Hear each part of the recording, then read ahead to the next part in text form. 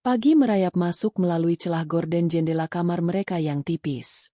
Anindita sudah terjaga sejak azan subuh berkumandang. Namun ia sengaja berbaring diam, mendengarkan deru napas suaminya yang teratur di sebelahnya. Bayu, lelaki yang telah menikahinya setahun lalu, adalah pria yang baik.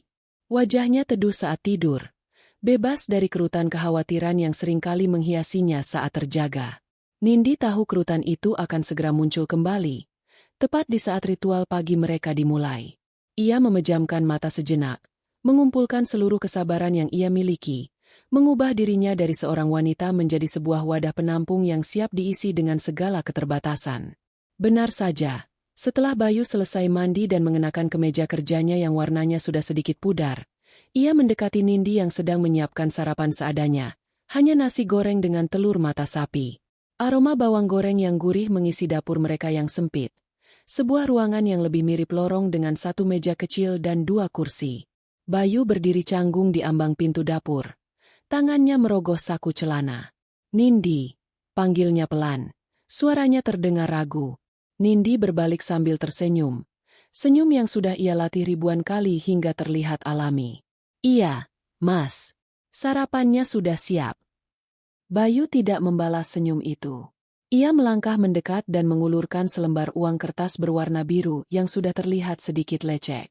Uang Rp50.000. Ritual itu dimulai.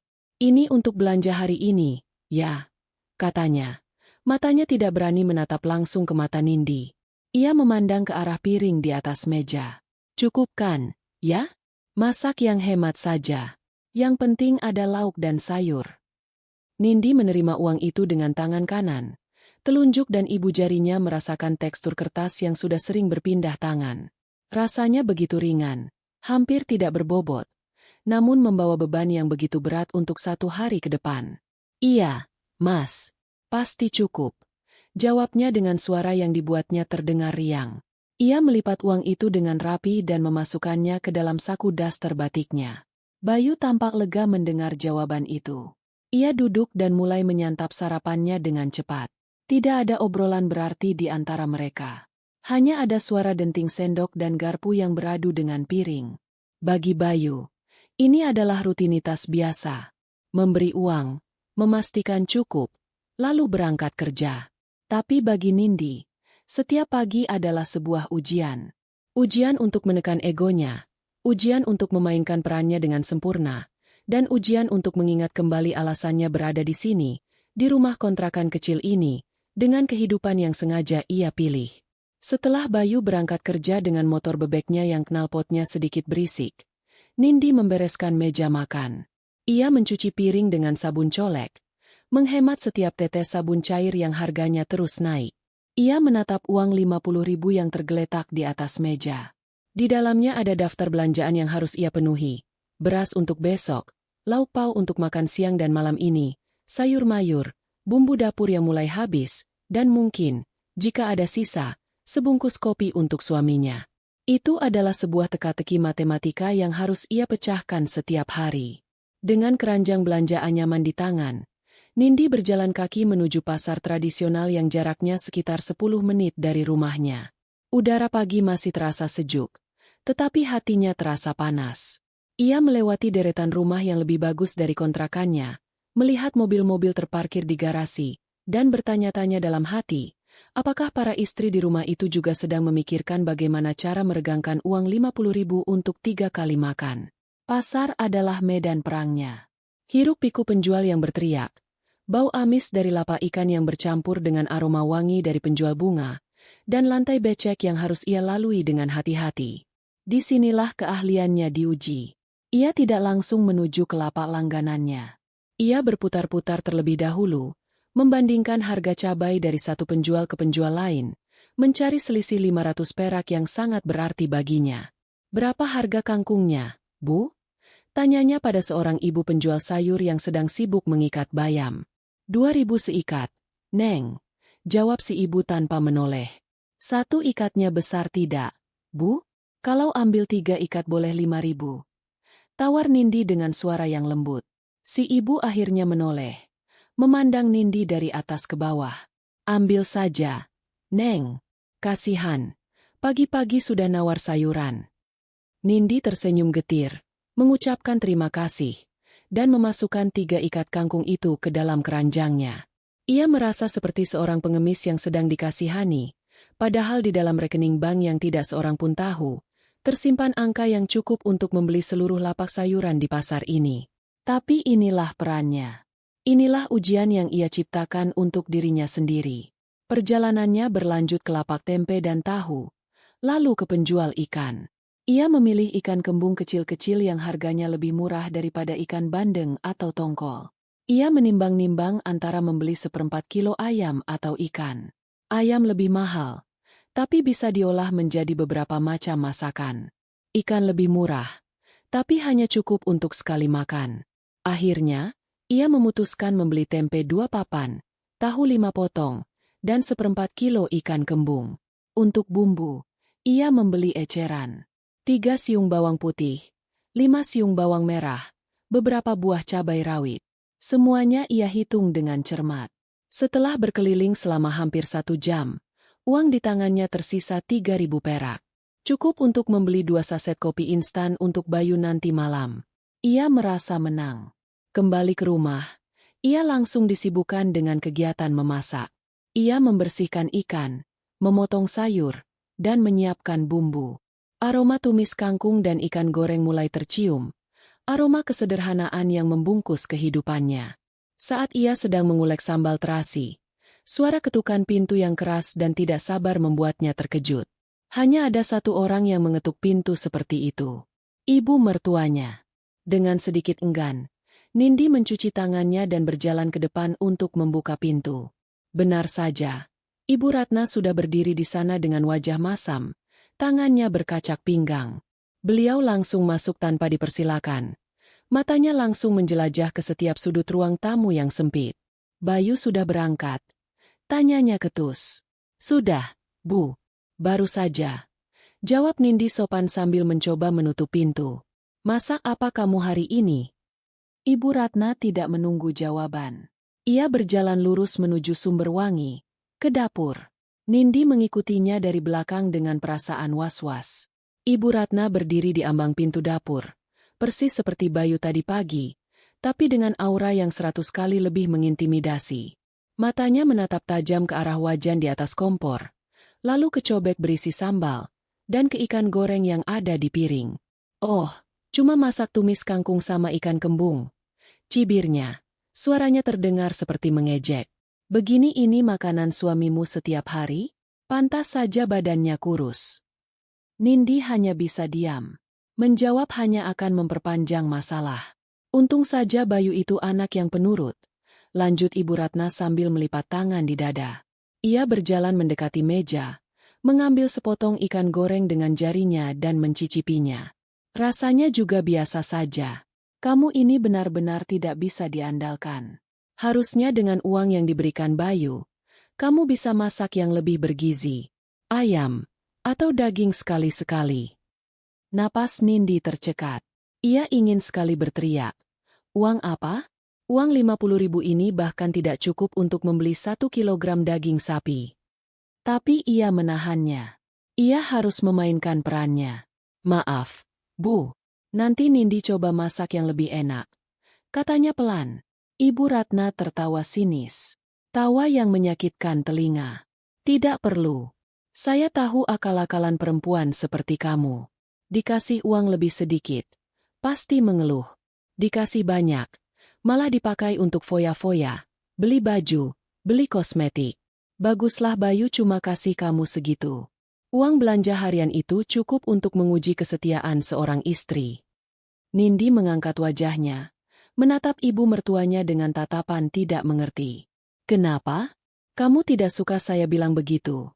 Tantang Ibu Ratna. Matanya yang tajam seolah menelanjangi Nindi. Dengar ya, Nindi. Perempuan itu tidak perlu pegang banyak uang. Nanti pikirannya aneh-aneh. Kalau sudah banyak uang, banyak maunya. Lupa sama suami, lupa sama kewajiban. Paling parah, bisa-bisa selingkuh. Cari laki-laki lain yang bisa memberinya lebih banyak. Makanya, harus dipegang erat-erat. Biar tahu diri. Dunia Nindi seakan berhenti berputar. Kalimat itu, begitu tajam dan menghina, menusuk langsung ke ulu hatinya. Ia merasakan darahnya mendidih. Amarah yang selama ini ia pendam dengan susah payah kini mengancam akan meledak. Ia bisa saja membalasnya. Ia bisa saja mengeluarkan ponselnya, membuka aplikasi mobile banking, dan menunjukkan saldo rekeningnya yang memiliki lebih banyak angka nol daripada yang bisa dihitung ibu mertuanya dalam sekali napas. Ia bisa saja memberitahu wanita tua di depannya ini bahwa rumah yang ia tinggali, mobil yang ia kendarai, bahkan perhiasan yang ia pakai, nilainya tidak seberapa dibandingkan dengan dividen sahamnya bulan lalu. Tapi ia tidak melakukannya. Sebaliknya, ia menundukkan kepalanya, menyembunyikan kilat amarah di matanya. Tangannya yang berada di balik punggungnya mengepal begitu erat hingga kuku-kukunya menancap di telapak tangannya, meninggalkan bekas bulan sabit yang menyakitkan. Rasa sakit fisik itu sedikit membantunya meredam gejolak di dalam hatinya. Ia harus bertahan. Sedikit lebih lama. Permainan ini belum selesai. Iya, Bu. Jawabnya dengan suara bergetar yang ia harap disalahartikan sebagai rasa takut, bukan amarah yang tertahan. Nindi mengerti. Ibu Ratna tampak puas dengan jawaban itu. Ia merasa menang. Ia telah berhasil menegaskan posisinya sebagai penguasa dalam keluarga kecil ini. Setelah memberikan beberapa petuah tajam lainnya tentang bagaimana menjadi istri yang baik, ia akhirnya pergi, meninggalkan Nindi sendirian di dapur yang sempit, dengan aroma tumis kangkung dan penghinaan yang pekat. Nindi berdiri mematung untuk waktu yang lama. Kepalan tangannya perlahan-lahan mengendur. Ia menatap masakan sederhananya di atas meja. Hari ini, makanan itu terasa seperti abu di mulutnya. Keheningan yang ditinggalkan oleh Ibu Ratna terasa memekakan telinga. Selama beberapa saat, Nindi hanya berdiri di tengah dapur, membiarkan gema kata-kata mertuanya berputar-putar di kepalanya. Perempuan tidak perlu pegang banyak uang. Nanti selingkuh. Sebuah tuduhan yang begitu rendah, begitu meremehkan, namun justru menjadi perisai terkuat untuk rahasia yang ia simpan. Ironis. Mereka pikir mereka mengendalikannya dengan Rp50.000. Padahal mereka hanya sedang menari di atas panggung sandiwara yang ia bangun sendiri. Perlahan, sebuah desahan panjang lolos dari bibirnya. Bukan desahan putus asa, melainkan desahan kelegaan. Topeng istri sabar dan tertindas itu terasa begitu berat hari ini. Kini, setelah semua orang pergi, ia bisa melepaskannya sejenak. Ia berjalan melewati ruang tamu, mengunci pintu depan, dan bahkan menutup tirai jendela. Rumah kecil itu kini menjadi kepompongnya, tempat ia bisa bertransformasi menjadi dirinya yang sebenarnya. Langkahnya membawanya ke satu-satunya kamar tidur di rumah itu. Ruangan itu sama sederhananya dengan ruangan lain. Sebuah ranjang besi tua, lemari kayu 2 pintu yang catnya sudah mengelupas di beberapa bagian, dan sebuah meja rias kecil dengan cermin yang sedikit buram. Meja rias itu adalah satu-satunya perabotan yang ia bawa dari kehidupan lamanya. Sebuah permintaan aneh yang tidak dicurigai oleh Bayu maupun ibunya. Bagi mereka, itu hanyalah meja rias jelek peninggalan neneknya. Bagi Nindi, itu adalah berangkasnya. Ia duduk di kursi kecil di depan meja rias. Jarinya yang lentik menyentuh permukaan kayu yang kasar. Kemudian, dengan gerakan yang sudah sangat ia hafal, ia menekan sebuah bagian tersembunyi di bawah laci paling atas sambil mendorong laci itu ke dalam. Terdengar bunyi klik yang sangat pelan, dan sebuah panel palsu di bagian belakang laci itu terbuka, menampakkan sebuah kompartemen rahasia yang gelap. Di dalamnya, terbungkus kain beludru hitam, tersimpan harta karunnya yang sesungguhnya. Bukan perhiasan atau batangan emas. Benda yang ia keluarkan adalah sebuah laptop ultra tipis berwarna hitam pekat. Permukaannya terasa dingin dan halus di tangannya, sangat kontras dengan segala sesuatu di sekitarnya. Di samping laptop itu, ada 2 buah ponsel pintar model terbaru dan 1 ponsel satelit. Ini adalah persenjataannya. Ini adalah gerbang menuju dunianya yang lain.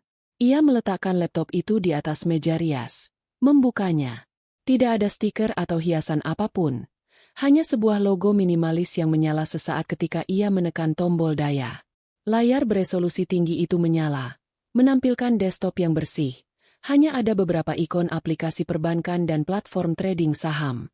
Ia menghubungkan laptop itu ke salah satu ponsel pintarnya, yang langsung berfungsi sebagai modem dengan koneksi internet berkecepatan tinggi. Jemarinya menari di atas keyboard, mengetikkan kata sandi yang terdiri dari kombinasi huruf, angka, dan simbol yang rumit. Seketika, layar menampilkan portal menuju kekayaannya. Sebuah dashboard perangkat lunak investasi pribadi yang ia rancang bersama tim IT-nya. Grafik-grafik berwarna hijau dan merah bergerak naik turun, menunjukkan pergerakan saham di Bursa Efek London, New York, dan Tokyo.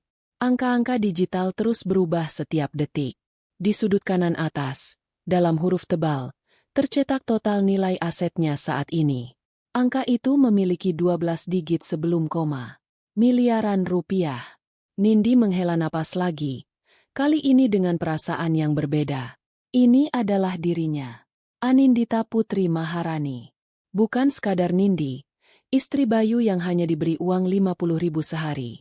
Ia adalah seorang investor, seorang pebisnis, seorang pewaris tunggal dari kerajaan bisnis ayahnya yang telah ia kembangkan berkali-kali lipat sejak beliau wafat 5 tahun lalu. Sebuah notifikasi panggilan video muncul di layar. Nama yang tertera adalah Daniel Tan, Singapura. Ia segera memasang earphone nirkabel dan menerima panggilan itu. Wajah seorang pria Tionghoa parubaya yang rapi dan berkacamata muncul di layar. Latar belakangnya adalah sebuah kantor modern dengan pemandangan gedung-gedung pencakar langit Singapura. Selamat siang, Miss Anindita. Sapa Daniel dengan aksen Inggris Singapura yang kental. Nada bicaranya penuh hormat. Selamat siang, Daniel. Balas Nindi. Suaranya berubah. Nada lembut dan sedikit ragu yang biasa ia gunakan saat berbicara dengan Bayu atau mertuanya lenyap seketika. Kini, suaranya menjadi tegas, jelas, dan penuh otoritas. Postur tubuhnya pun ikut berubah. Punggungnya tegak, dagunya terangkat, dan tatapan matanya tajam dan fokus. Bagaimana perkembangan akuisisi villa di Seminyak? Semua berjalan lancar sesuai rencana, MAM. Lapor Daniel sambil menampilkan beberapa dokumen di layarnya. Pihak penjual sudah menyetujui harga penawaran kita sebesar $2,5 juta. Tim legal kami sedang meninjau dokumen kepemilikan dan perizinan. Sejauh ini tidak ada masalah berarti. Kita bisa melakukan penandatanganan paling cepat minggu depan. Bagus, kata Nindi sambil mempelajari data yang ditampilkan. Pastikan semua pajak dan biaya administrasi sudah termasuk dalam anggaran. Saya tidak mau ada biaya tak terduga di kemudian hari. Dan setelah akuisisi selesai, saya mau tim arsitek yang biasa kita pakai untuk segera memulai renovasi. Ubah desainnya menjadi lebih modern minimalis, tapi pertahankan nuansa tropisnya. Saya ingin properti itu siap untuk disewakan pada musim liburan akhir tahun. Baik, MAM. Semuanya akan saya siapkan. Ada lagi yang bisa saya bantu? Tolong kirimkan saya laporan performa portofolio saham teknologi kita untuk kuartal ini. Saya melihat ada sedikit perlambatan. Saya ingin menganalisisnya malam ini. Perintah Nindi. Laporan akan ada di email Anda dalam 1 jam ke depan. Jawab Daniel patuh. Terima kasih, Daniel. Kerja bagus. Panggilan video berakhir. Nindi bersandar di kursinya, memijat pelipisnya pelan. Mengelola bisnis sebesar ini dari sebuah kamar sempit di rumah kontrakan adalah sebuah tantangan. Tapi tantangan inilah yang membuatnya tetap waras. Ia menatap pantulan dirinya di layar laptop yang gelap. Wajah seorang wanita sederhana dengan daster batik. Namun di matanya tersimpan kecerdasan dan ketegasan seorang CEO. Kenapa ia melakukan ini semua? Pertanyaan itu selalu muncul setiap kali ia merasa lelah dengan sandiwaranya. Ingatannya melayang kembali ke masa lalu. Kehidupannya yang bergelimang harta sejak lahir. Pesta-pesta mewah, mobil-mobil sport, dan lingkaran pertemanan yang palsu. Ia ingat tunangannya dulu, seorang pria tampan dari keluarga terpandang, yang ternyata hanya mengincar hartanya untuk menutupi hutang keluarganya. Pengkhianatan itu menghancurkan hatinya. Sejak saat itu, ia menjadi sinis terhadap cinta. Ia merasa semua pria yang mendekatinya hanya melihat tumpukan uang di belakangnya, bukan dirinya. Setelah ayahnya meninggal, ia merasa semakin kesepian. Di tengah kekayaannya, Ia merindukan sesuatu yang tidak bisa dibeli dengan uang, ketulusan. Maka, ia pun merancang sebuah eksperimen gila. Ia akan melepaskan semua atribut kekayaannya. Ia menciptakan identitas baru sebagai Nindi, seorang gadis yatim piatu dari desa yang datang ke kota untuk mencari kerja. Ia bekerja sebagai staf administrasi di sebuah perusahaan kecil, tempat di mana ia bertemu Bayu, seorang staf akunting senior. Bayu mendekatinya dengan tulus. Ia tidak pernah bertanya tentang latar belakang Nindi, tidak pernah pamer harta, dan terlihat begitu sederhana. Di mata Nindi saat itu, Bayu adalah antitesis dari semua pria yang pernah ia kenal. Ia jatuh cinta pada kesederhanaan dan kebaikan hati Bayu. Ia memutuskan untuk menikah dengan Bayu, dengan harapan ia akhirnya menemukan cinta yang tulus, cinta yang tidak didasari oleh materi. Ia sengaja membiarkan Ibu Ratna mendiktenya, membiarkan Bayu memberinya uang harian yang minim, semua untuk menguji hipotesisnya. Apakah Bayu akan tetap mencintainya dalam kondisi paling sederhana sekalipun? Apakah cinta mereka cukup kuat untuk bertahan tanpa kemewahan? 1 tahun berlalu, dan jawabannya masih kabur. Bayu memang mencintainya. Nindi bisa merasakannya. Tapi cinta Bayu ternyata begitu lemah di hadapan ibunya. Bayu tidak pernah membelanya. Kebaikan hatinya berubah menjadi kelemahan saat dihadapkan pada dominasi Ibu Ratna. Dan Nindi, yang mencari ketulusan, justru merasa semakin terhina bukan karena kekurangan uang, tapi karena tidak adanya penghargaan dan perlindungan dari suaminya. Ia menghela napas, menutup laptopnya, dan menyimpannya kembali ke dalam kompartemen rahasia. Dunia miliaran rupiah itu kembali terkunci di balik meja rias yang usang. Ia berdiri dan berjalan kembali ke dapur. Aroma tumis kangkung dan ikan goreng yang mulai mendingin menyambutnya. Ia melihat piring-piring di atas meja, sisa dari makan siangnya sendirian. Ia merasa seperti hidup di 2 dunia yang berbeda, sebagai 2 orang yang berbeda. Dan ia tidak tahu sampai kapan ia sanggup menyeimbangkan keduanya sebelum salah satunya hancur berkeping-keping. Seminggu berlalu dalam keheningan yang tegang. Anindita dan Bayu bergerak di sekitar satu sama lain seperti 2 orang asing yang terpaksa berbagi ruang. Bayu tampak merasa bersalah. Beberapa kali ia mencoba memulai percakapan ringan, namun Nindi hanya menjawab seperlunya. Luka dari penghinaan yang dilontarkan Ibu Ratna masih terasa baru, dan kebisuan Bayu saat itu terjadi adalah garam yang ditaburkan di atasnya. Nindi tidak marah, ia hanya merasa lelah. Lelah memainkan peran sebagai wanita lemah yang butuh pembelaan, hanya untuk menyadari bahwa pembelaan itu tidak akan pernah datang. Di tengah suasana dingin itu, telepon genggam Nindi yang model lama berdering nyaring pada suatu sore. Nama, Ibu Mertua, tertera di layar. Nindi menarik napas dalam-dalam sebelum menjawabnya, menyiapkan mentalnya untuk apapun yang akan datang. Halo, Bu. Sapanya dengan suara yang ia usahakan terdengar normal. Nindi, jangan banyak tanya. Hari Sabtu ini di rumah Ibu ada arisan keluarga besar. Suara Ibu Ratna terdengar seperti perintah, tanpa basa-basi. Semua keluarga dari pihak bapaknya Bayu akan datang. Ibu tidak mau malu. Kamu, sebagai menantu, punya tugas. Nindi diam, menunggu. Ia sudah tahu kemana arah pembicaraan ini. Tugasmu adalah memasak dan membawa makanan ke sini. Ibu mau kamu buatkan rendang daging sapi, gulai kepala ikan kakap, dan udang saus padang. Harus yang enak. Jangan masak asal-asalan seperti biasanya. Mengerti?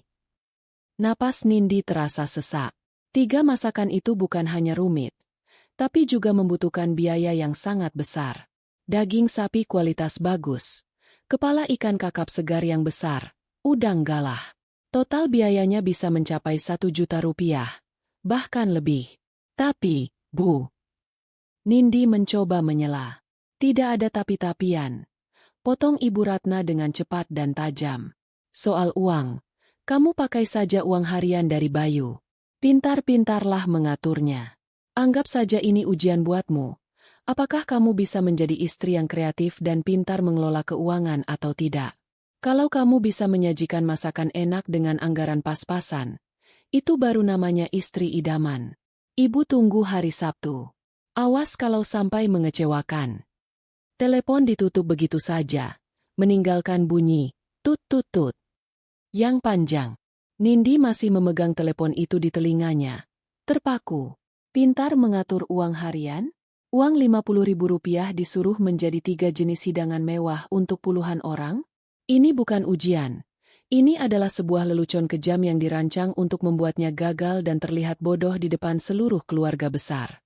Amarah yang kemarin sempat ia redam, kini mulai merayap naik kembali, panas dan membakar. Ia duduk di tepi ranjang, menatap dinding kusam di hadapannya. Ia punya pilihan. Ia bisa saja menelepon balik dan menolak mentah-mentah permintaan gila itu. Atau ia bisa mengadukannya pada Bayu, meskipun ia tahu akhirnya Bayu hanya akan berkata, "Sabar ya, Nindi, turuti saja kemauan ibu." Atau, ia bisa melakukan pilihan ketiga. Pilihan yang paling berisiko, namun juga paling memuaskan. Ia akan memainkan permainan ini, tapi dengan aturannya sendiri. Senyum tipis yang dingin terukir di bibirnya. "Baiklah, Bu. Ibu mau pertunjukan? Akan saya berikan pertunjukan terbaik yang pernah Ibu lihat." 2 hari berikutnya, Nindi bersikap seolah tidak ada apa-apa. Ia tetap memasak menu sederhana dari sisa uang belanja. Ketika Bayu bertanya apa rencananya untuk arisan, Nindi hanya menjawab, "Tenang saja, Mas. Semuanya sudah Nindi pikirkan." Pada hari Jumat, saat Bayu sudah berangkat kerja, Nindi memulai operasinya. Ia mengeluarkan laptop canggihnya dari tempat persembunyian. Kali ini, ia tidak membuka platform investasi. Ia membuka Peramban dan mulai mencari jasa catering premium terbaik di kota itu. Ia membaca ulasan, membandingkan menu, dan akhirnya memilih sebuah restoran Padang terkenal yang juga melayani pesanan catering untuk acara-acara mewah. Ia menelepon restoran itu menggunakan ponsel pintarnya yang lain, nomor yang tidak terdaftar atas namanya. "Selamat siang, dengan restoran Sari Minang." Sapa suara di seberang telepon. "Selamat siang," balas Nindi. Suaranya tenang dan profesional. "Saya ingin memesan beberapa menu untuk porsi 30 orang. Rendang daging sapi kualitas terbaik, gulai kepala ikan kakap merah, dan udang galah saus Padang. Saya mau semuanya diantar besok pagi jam 8 tepat.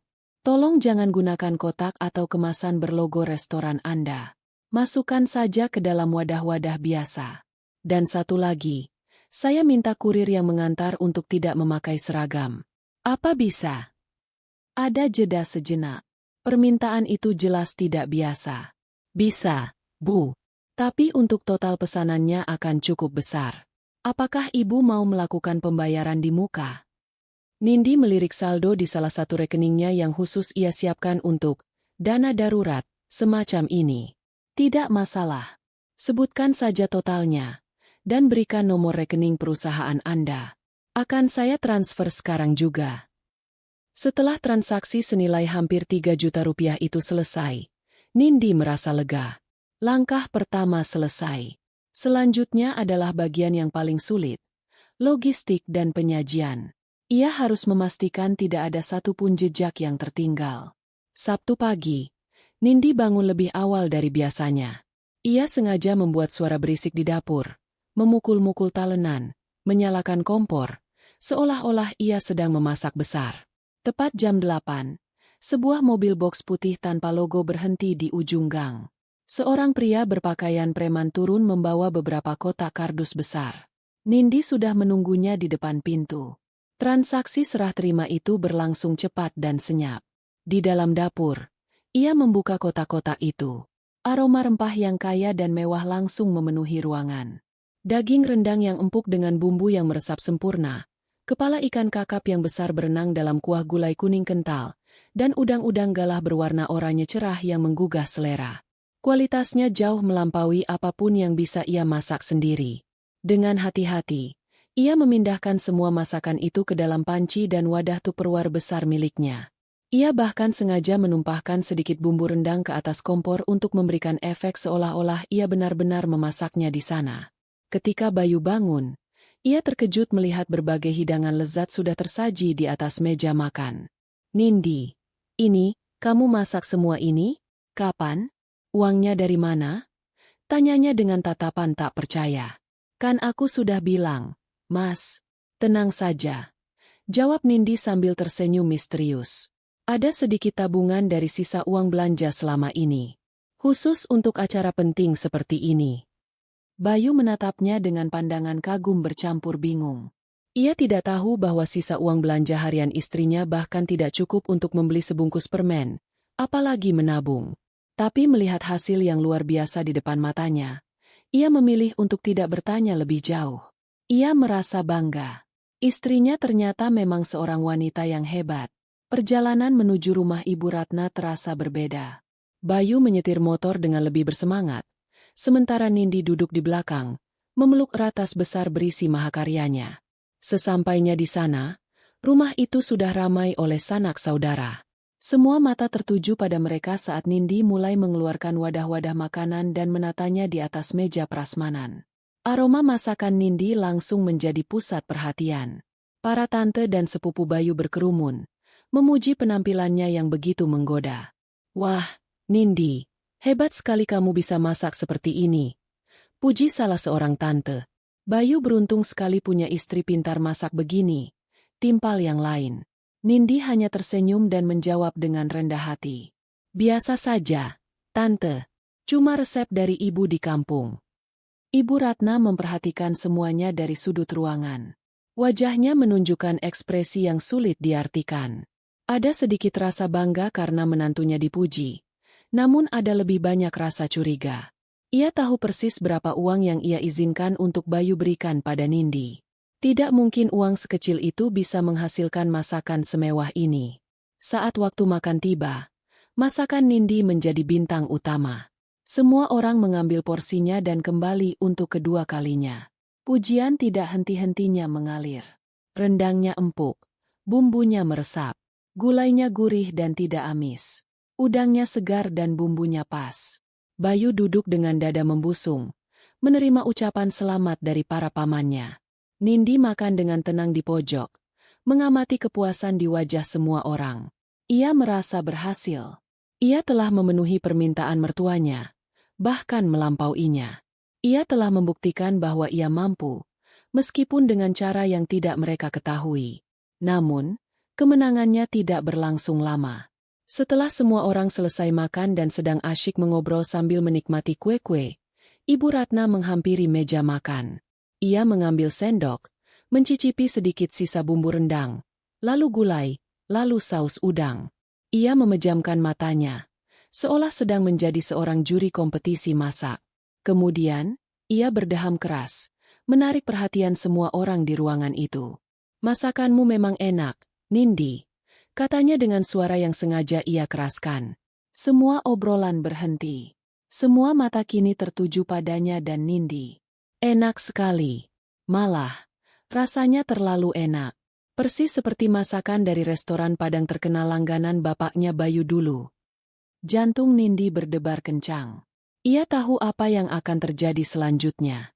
Saya jadi heran, lanjut Ibu Ratna. Matanya menatap tajam ke arah Nindi. Kamu dapat uang dari mana untuk membeli bahan-bahan semahal ini? Dan kamu belajar resep profesional ini dari siapa? Setahu saya, kamu cuma gadis desa biasa. Suasana menjadi canggung. Bayu yang tadinya tersenyum bangga, kini wajahnya menjadi pucat. Ia menatap ibunya, lalu ke Nindi. Jawab, Nindi.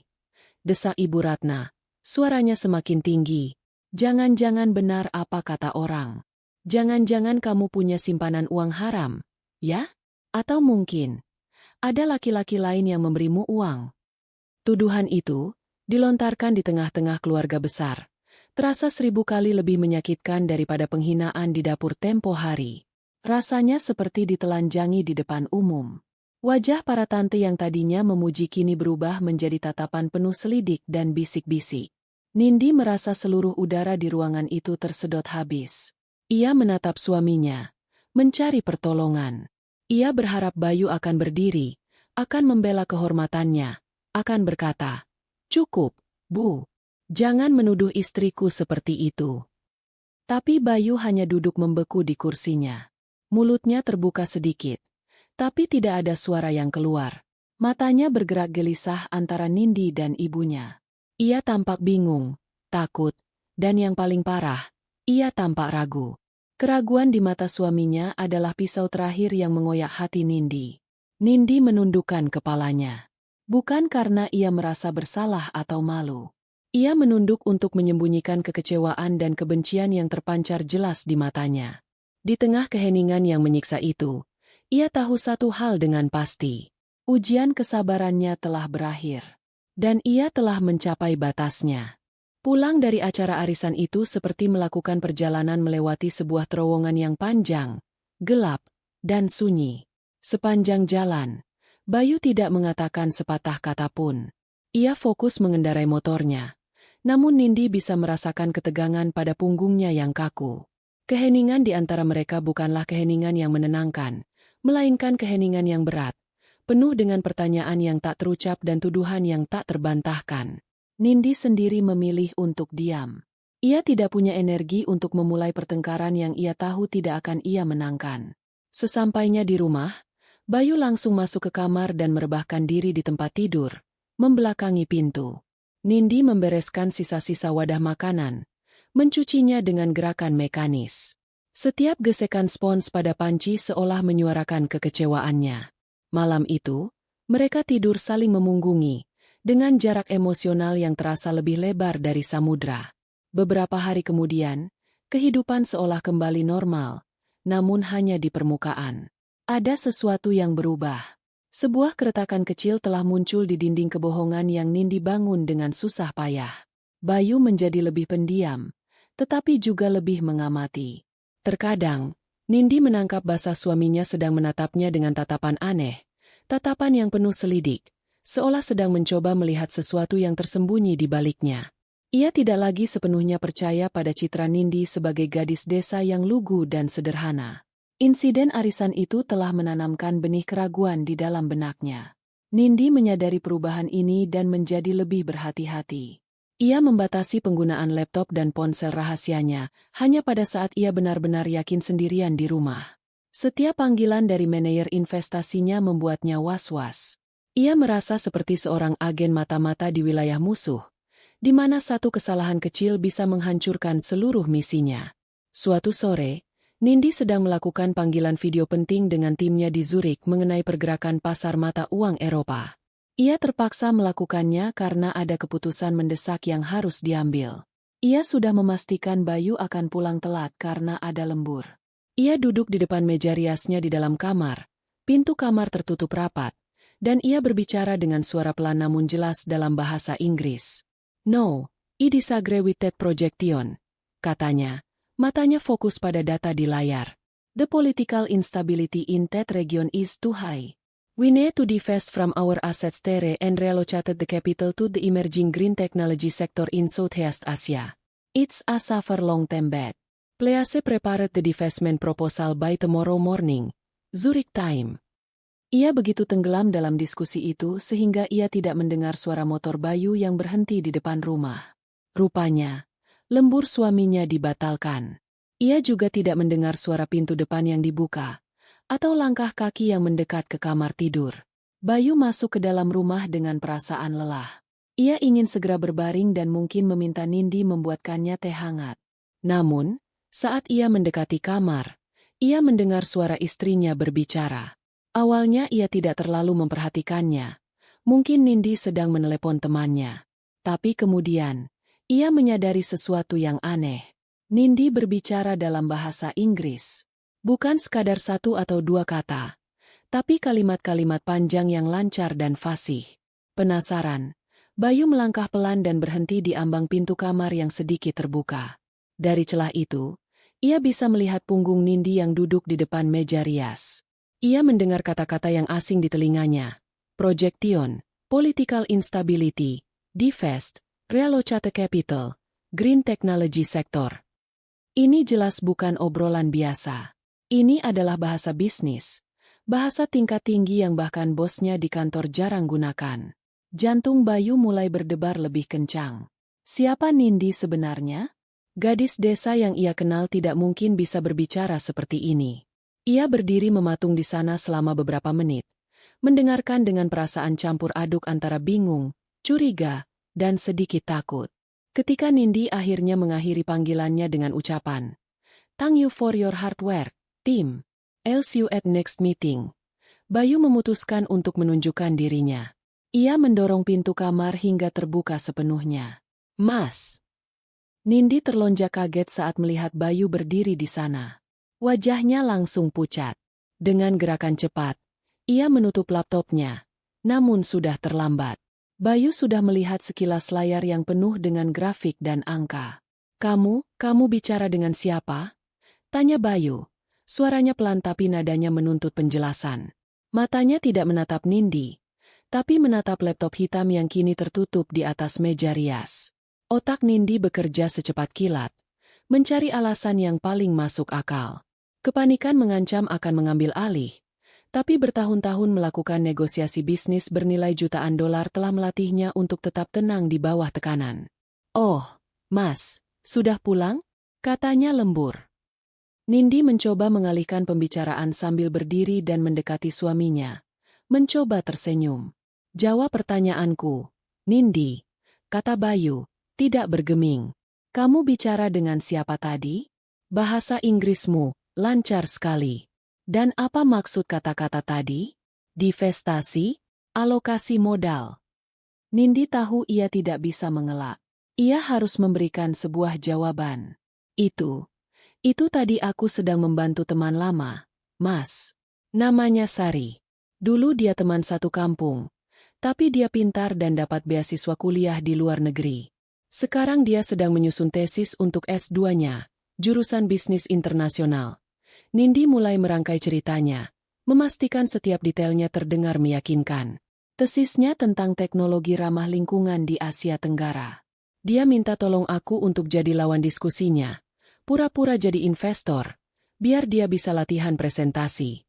Bahasa Inggrisku? Aku belajar sendiri sedikit-sedikit dari internet. Mas, maaf kalau tadi aku tidak dengar Mas pulang. Nindi menatap suaminya dengan tatapan memelas. Tatapan yang selalu berhasil meluluhkan hati Bayu. Bayu terdiam, mencerna penjelasan istrinya. Cerita itu masuk akal. Mungkin saja. Nindi memang cerdas. Ia tahu itu. Dan mungkin saja Nindi punya teman yang kuliah di luar negeri. Ia ingin sekali mempercayainya. Mempercayai penjelasan itu jauh lebih mudah daripada menghadapi kemungkinan bahwa istrinya telah membohonginya selama ini. Oh, hanya itu yang keluar dari mulut Bayu. Begitu, ya. Ia menatap Nindi sekali lagi, lalu menghela napas. Ya sudah, tolong buatkan Mas teh hangat. Ya, kepala Mas pusing. Bayu berbalik dan berjalan keluar kamar, meninggalkan Nindi yang masih berdiri kaku di tempatnya. Nindi merasa lututnya lemas. Ia berhasil lolos kali ini, tapi ia tahu benih keraguan di hati Bayu kini telah disiram dan mulai tumbuh. Retakan di dinding kebohongannya semakin melebar. Kejadian itu tidak hanya menumbuhkan keraguan di hati Bayu, tapi juga memperkuat kecurigaan Ibu Ratna. Entah bagaimana, Bayu mungkin secara tidak sengaja menceritakan kejadian itu pada ibunya. Sejak saat itu, pengawasan Ibu Ratna terhadap Nindi menjadi semakin ketat. Ia akan datang ke rumah tanpa pemberitahuan dengan alasan-alasan yang dibuat-buat. "Ibu cuma mau pinjam blender," katanya suatu hari. Padahal Nindi tahu mertuanya punya 2 blender di rumah. Saat Nindi sedang mengambilkan blender di dapur, Ibu Ratna dengan cepat masuk ke kamar dan membuka lemari pakaian, seolah mencari sesuatu. Di hari lain, ia datang saat Nindi sedang di kamar mandi. Ketika Nindi keluar, ia mendapati tas tangannya yang tergeletak di atas meja sudah terbuka, dan mertuanya berdiri di dekatnya dengan alasan sedang mencari permen. Nindi merasa seperti seekor tikus di dalam laboratorium yang setiap gerak-geriknya diawasi. Ia harus menyembunyikan peralatan perangnya dengan lebih baik lagi. Laptop dan ponselnya kini ia simpan di dalam sebuah kompartemen rahasia yang lebih dalam di bawah lantai papan kamarnya. Sebuah pekerjaan yang ia lakukan sendiri pada tengah malam saat Bayu tertidur lelap. Ironisnya, semakin keras Ibu Ratna mencari, semakin sedikit yang ia temukan. Tidak ada surat cinta, tidak ada pesan mesra dari pria lain di ponsel butut Nindi, tidak ada perhiasan atau uang yang disembunyikan di bawah tumpukan baju. Hanya ada daster-daster murah, beberapa lembar uang ribuan untuk kembalian belanja, dan nota-nota pasar. Kegagalan ini membuat Ibu Ratna semakin frustrasi dan semakin yakin bahwa Nindi adalah seorang penipu ulung yang sangat pandai menyembunyikan jejaknya. Nindi hidup dalam kewaspadaan tingkat tinggi. Ia merasa lelah, bukan karena harus mengelola aset miliaran rupiahnya, tetapi karena harus terus-menerus berpura-pura menjadi orang lain, orang yang tidak punya apa-apa. Dinding yang ia bangun untuk melindungi dirinya kini terasa seperti penjara. Dan ia tahu, cepat atau lambat, dinding itu akan runtuh. Kehidupan setelah insiden arisan itu diselimuti oleh kabut dingin kecurigaan. Anindita merasa setiap gerakannya diawasi, setiap kata yang ia ucapkan dianalisis. Bayu menjadi lebih sering diam, namun tatapan matanya seolah terus bertanya, "Siapa kamu sebenarnya?" Sementara itu, Ibu Ratna justru semakin sering berkunjung, seolah sedang melakukan patroli, memastikan menantunya tidak melakukan hal-hal aneh di belakang putranya. Nindi merasa lelah, bukan karena harus hidup dengan uang 50.000, tetapi karena beban kebohongan yang harus ia topang seorang diri terasa semakin berat setiap harinya. Ia mulai bertanya-tanya, untuk apa semua ini ia lakukan? Apakah cinta tulus yang ia cari memang ada? Atau itu hanyalah ilusi yang ia ciptakan untuk menghibur dirinya sendiri? Di tengah pergumulan batinnya, sebuah panggilan telepon pada suatu malam menghancurkan dunianya yang sudah rapuh. Panggilan itu datang dari bibinya di kampung. Suaranya terdengar panik dan penuh isak tangis. Adik perempuan satu-satunya Nindi, Riana, jatuh sakit. Demam tinggi yang tak kunjung turun selama beberapa hari. Dan pagi itu ia kejang-kejang lalu tak sadarkan diri. Dokter di puskesmas desa angkat tangan dan menyarankan Riana segera dibawa ke rumah sakit besar di kota untuk mendapatkan penanganan yang lebih serius. Masalahnya, tentu saja, adalah biaya. Dunia Nindi seakan runtuh. Riana adalah satu-satunya keluarga kandung yang ia miliki. Setelah orang tua mereka meninggal karena kecelakaan beberapa tahun silam, sebuah cerita rekaan yang ia gunakan untuk identitas barunya, mereka berjanji akan selalu saling menjaga. Dan kini, adiknya terbaring tak berdaya, membutuhkan pertolongan yang tidak bisa ia berikan secara terang-terangan. Naluri pertamanya sebagai Anindita Putri Maharani mengambil alih. Ia ingin segera menelepon asisten pribadinya, memerintahkan helikopter medis untuk menjemput Riana, membawanya ke rumah sakit terbaik di negeri ini, dan menyewa deretan dokter spesialis untuk merawatnya. Ia bisa melakukannya hanya dengan satu panggilan telepon. Tapi kemudian, ia menatap Bayu yang duduk di seberang meja, sedang menyeruput kopi instan murahan yang ia sediakan. Ia melihat wajah suaminya, pria yang ia cintai karena kesederhanaannya. Ini adalah ujian terakhir. Bukan lagi ujian untuknya, tapi untuk Bayu. Apakah pria ini, di saat paling kritis dalam hidup Nindi, akan berdiri di sampingnya sebagai seorang suami, sebagai partner, sebagai pelindung? Ataukah ia akan kembali berlindung di balik bayang-bayang ibunya? Dengan hati yang berat, Nindi memutuskan untuk memainkan perannya sekali lagi, untuk yang terakhir kalinya. Ia mendekati Bayu, air matanya sudah mengalir deras. Kali ini bukan air mata buatan. Rasa takut dan cemas akan kondisi adiknya adalah nyata. "Mas," panggilnya dengan suara bergetar. Ia menceritakan kondisi Riana, tentang kebutuhan mendesak untuk membawa adiknya ke rumah sakit di kota, dan tentang biaya yang mereka tidak punya. "Aku mohon, Mas, tolong bantu aku. Riana satu-satunya keluarga yang aku punya." Wajah Bayu langsung menunjukkan keprihatinan yang tulus. Ia meraih tangan Nindi, mencoba menenangkannya. "Sabar, Nindi, sabar. Jangan panik. Besok pagi kita coba cari jalan keluar." Hati Nindi sedikit menghangat. Ada secercah harapan. Mungkin kali ini akan berbeda. Namun, harapan itu padam keesokan paginya. Setelah sarapan, Bayu berkata, "Aku sudah bicara dengan ibu semalam." Jantung Nindi seakan berhenti berdetak. Ibu bilang, "Kita harus hati-hati. Biaya rumah sakit itu mahal sekali. Nanti kalau kita ikut campur terlalu dalam, keuangan kita bisa goyah." Ibu juga bilang, jangan sampai kita terlilit utang hanya karena menolong masalah keluarga orang lain. Nindi menatap suaminya tak percaya. "Keluarga orang lain? Mas, Riana itu adikku. Dia keluargaku. Artinya, Dia juga keluargamu. Bayu tampak serba salah. Ia menghindari tatapan Nindi. Iya, aku tahu. Tapi, ibu ada benarnya juga. Kita harus memikirkan masa depan kita sendiri. Ia kemudian masuk ke kamar dan keluar dengan beberapa lembar uang ratusan ribu yang sudah kumal. Uang simpanan yang ia kumpulkan entah dari mana. Ia menyodorkan uang itu pada Nindi. Totalnya 500 ribu rupiah. Ini, katanya pelan. Cuma ini yang bisa Mas bantu. Pakai ini untuk biaya transportasi atau untuk beli obat seadanya. Maaf, Nindi. Mas tidak bisa bantu lebih banyak. Nindi menatap uang di tangan suaminya. Lalu menatap wajah suaminya. Di sana, ia tidak melihat penyesalan. Ia hanya melihat kelegaan karena telah menjalankan perintah ibunya. Di saat itu, sesuatu di dalam diri Nindi mati.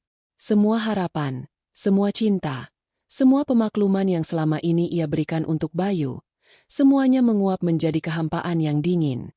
Tanpa berkata apa-apa, ia mengambil uang itu. Tangannya tidak bergetar. Wajahnya tidak menunjukkan emosi apapun. Terima kasih, Mas. Hanya itu yang ia katakan dengan suara datar. Setelah Bayu berangkat kerja, Nindi bergerak dengan cepat. Tidak ada lagi keraguan. Ia masuk ke kamar, membongkar lantai papannya, dan mengeluarkan persenjataan lengkapnya.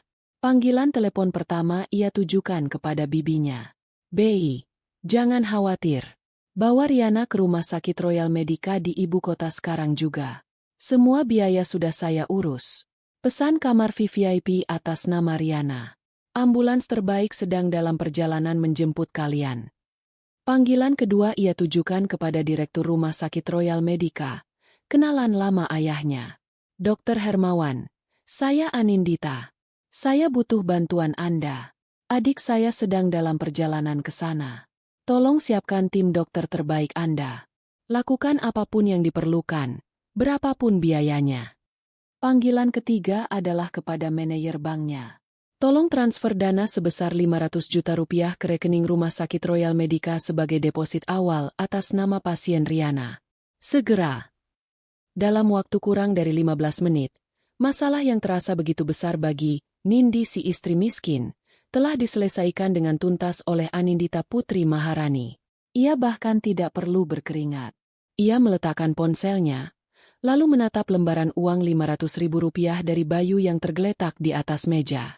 Uang itu terasa seperti sebuah hinaan terbesar dalam hidupnya. Berita menyebar lebih cepat dari api.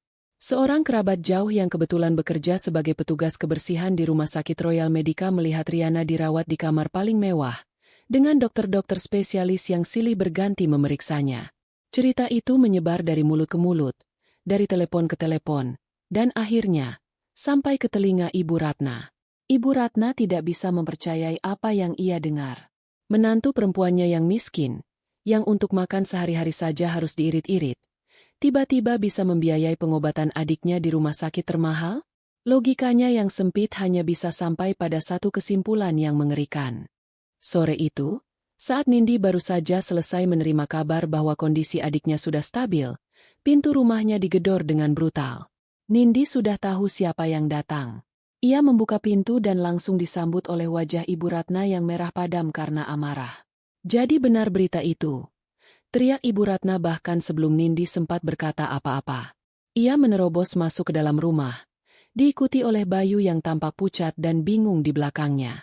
Rupanya Ibu Ratna langsung menyeret putranya pulang kerja untuk ikut dalam penggerebekan ini. Uang dari mana kamu? Hah? Bentak Ibu Ratna. Telunjuknya menuding lurus ke wajah Nindi. Uang dari mana kamu bisa membayar rumah sakit semahal itu? Jawab. Itu bukan urusan, Ibu. Jawab Nindi dengan tenang. Ketenangannya justru semakin menyulut amarah mertuanya. Bukan urusanku katamu? Kamu itu istri anakku. Semua yang kamu lakukan itu urusanku. Aku tidak akan membiarkan kamu mencoreng nama baik keluarga kami dengan kelakuanmu yang tidak benar. Bayu mencoba menengahi. Bu, sabar dulu, Bu. Kita bicarakan baik-baik. Diam kamu, Bayu. Kamu ini terlalu lembek jadi laki-laki. Istrimu kelakuannya sudah menyimpang begini masih kamu bela. bentak Ibu Ratna pada anaknya sendiri, sebelum kembali fokus pada Nindi. Sudah pasti, tidak ada cara lain. Kamu pasti menjual diri, kan? Menggoda laki-laki kaya di luar sana untuk mendapatkan uang. Iya, kan? Dasar perempuan murahan. Tuduhan itu begitu keji, begitu tak berdasar, hingga Nindi hanya bisa menatapnya dengan nanar. Melihat Nindi tidak menjawab, Ibu Ratna semakin menjadi-jadi. Ia melangkah maju, tangannya terangkat. Sudah saya bilang dari dulu, perempuan kalau dipegang banyak uang pasti untuk maksiat. Kamu pikir saya bodoh? Kamu pikir saya tidak tahu akal bulusmu? Plak! Sebuah tamparan keras mendarat di pipi kiri Nindi. Rasa panas dan perih langsung menjalar. Kepalanya sedikit berdengung. Dunia di sekelilingnya seakan melambat. Ia bisa melihat butiran debu menari-nari di cahaya senja yang masuk dari jendela. Ia bisa melihat ekspresi kaget di wajah Bayu. Ia bisa melihat kilat kemenangan di mata mertuanya. Bayu akhirnya bergerak. Ia menahan lengan ibunya yang hendak melayangkan tamparan kedua. Bu, sudah, Bu. Cukup, katanya. Suaranya terdengar panik. Hanya itu. Ia tidak membentak ibunya. Ia tidak menarik Nindi ke dalam pelukannya. Ia tidak menanyakan apakah istrinya baik-baik saja. Ia hanya melerai, seolah sedang memisahkan dua anak kecil yang bertengkar. Saat itulah Nindi membuat keputusannya. Di tengah dengungan di telinganya dan rasa perih di pipinya, ia merasakan kejernihan yang luar biasa. Eksperimennya telah selesai. Pertanyaannya telah terjawab. Sandiwaranya harus berakhir. Ia menatap Bayu, suaminya, pria yang pernah ia cintai dengan sepenuh hati. Ia tidak melihat lagi cinta di sana. Ia hanya melihat seorang anak laki-laki yang ketakutan, yang akan selalu memilih ibunya. Dan ia menatap Ibu Ratna, wanita yang telah menghinanya, menuduhnya, dan kini menyakitinya secara fisik. Ia tidak merasakan kebencian. Anehnya, ia tidak merasakan apa-apa. Hanya kehampaan. Nindi menyentuh pipinya yang memerah. Rasa sakitnya menjadi pengingat.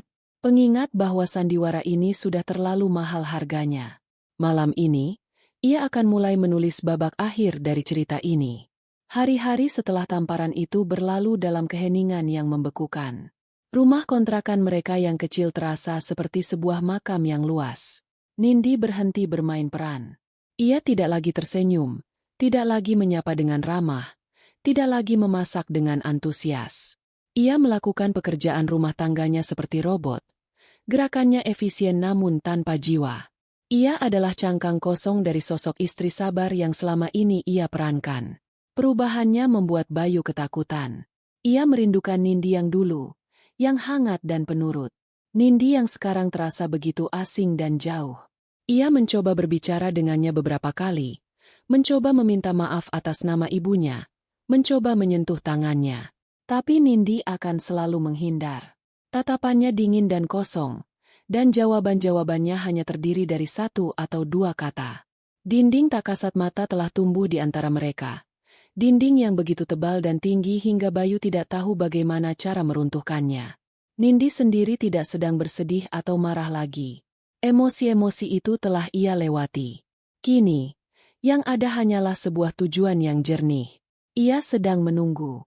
Seperti seorang jenderal yang telah menyusun strategi perangnya, ia kini hanya tinggal menunggu waktu yang tepat bagi bidak-bidak caturnya untuk bergerak. Panggilan telepon rahasia telah ia lakukan. Perintah-perintah penting telah ia berikan. Ia tahu, dalam beberapa hari, sebuah paket akan tiba. Sebuah paket yang akan menjadi bom waktu, yang akan meledakkan seluruh kebohongan ini dan mengungkapkan kebenaran dengan cara yang paling dramatis. 3 hari setelah insiden tamparan itu, pada suatu siang yang terik, momen yang ditunggu Nindi pun tiba. Sebuah mobil van berwarna perak dengan logo sebuah perusahaan kurir internasional berhenti tepat di depan rumah mereka. Penampilan van yang bersih dan modern itu tampak sangat kontras dengan lingkungan gang yang sempit dan sedikit kumuh. Seorang kurir berseragam rapi turun dari mobil, membawa sebuah papan digital dan sebuah amplop coklat tebal yang tampak sangat resmi. Amplop itu terbuat dari karton tebal berkualitas tinggi, dan di sudutnya tertera logo sebuah firma hukum dan investasi terkemuka di Jakarta. Saat itu, seolah sudah ditakdirkan, Ibu Ratna sedang berada di rumah mereka.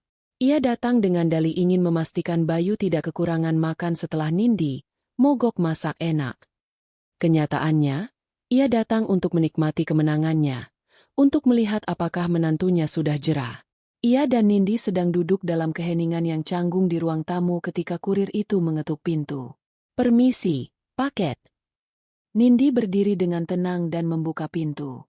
Bayu baru saja keluar dari kamar mandi, masih mengeringkan rambutnya dengan handuk.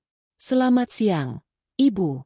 Saya ada kiriman untuk Ibu Anindita Putri Maharani," kata kurir itu dengan sangat sopan.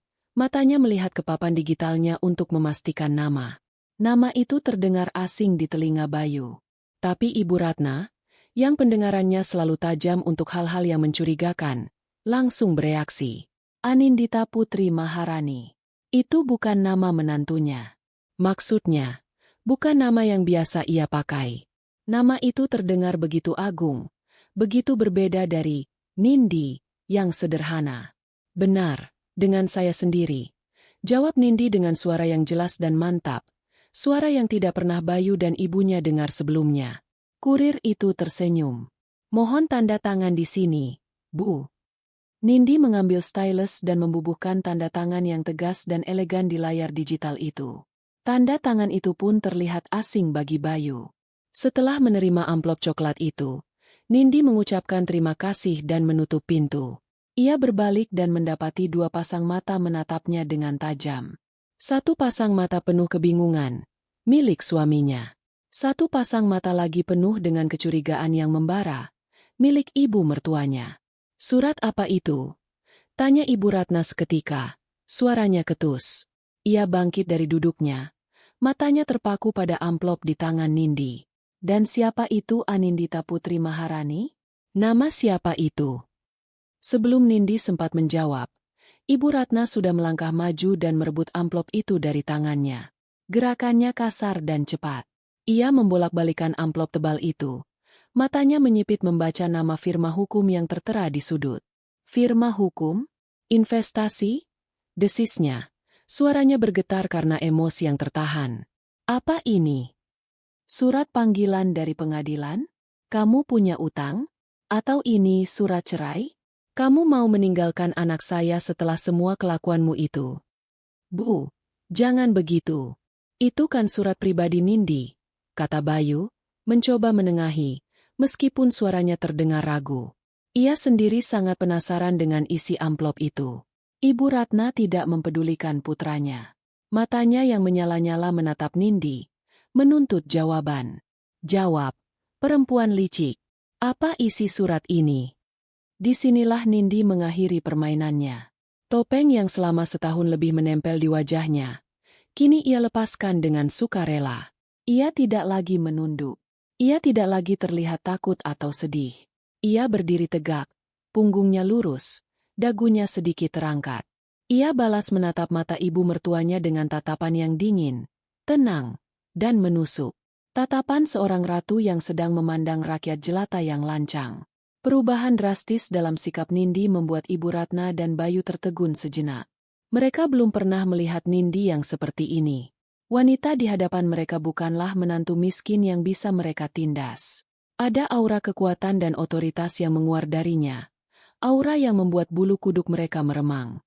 Nindi mengulas sebuah senyum tipis di bibirnya. Senyum yang tidak mencapai matanya. Senyum yang terlihat seperti seringai kemenangan. Ia melipat tangannya di dada. Posturnya santai namun penuh kuasa. "Ibu ingin tahu isinya?" tanyanya dengan suara yang jernih dan stabil. "Silakan dibuka." Ibu Ratna terkejut dengan jawaban itu.